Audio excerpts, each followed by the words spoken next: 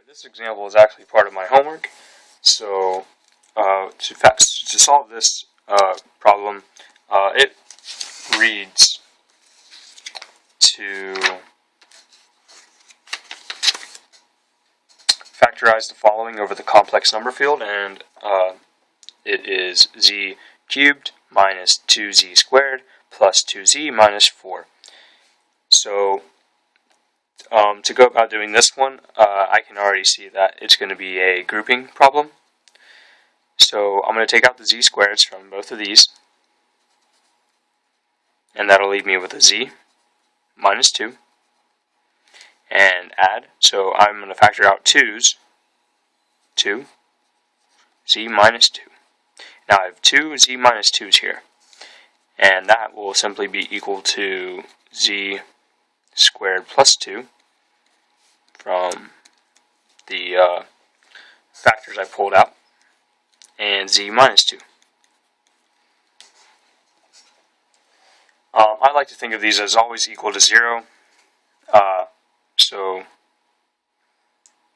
I'm going to do that right now. Z squared plus 2 equals 0. I'm going to do that for that factor also, but first I'm going to solve for this one. So z squared equals negative 2 because I'm subtracting 2 from both sides.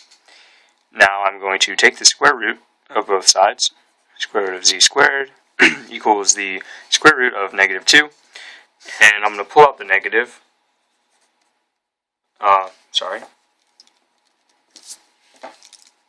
By pulling out the I.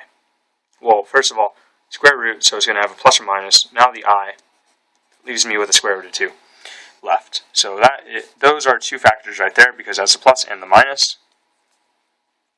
Now my last factor is just going to be z equals 2.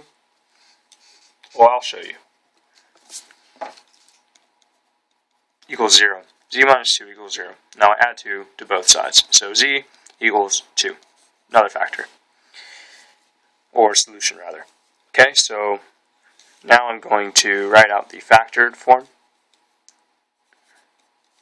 And that gives us z plus I square root of 2 times z minus I square root of 2. Notice these are conjugate pairs. And last factor, z minus 2. So that is the answer. And, using grouping.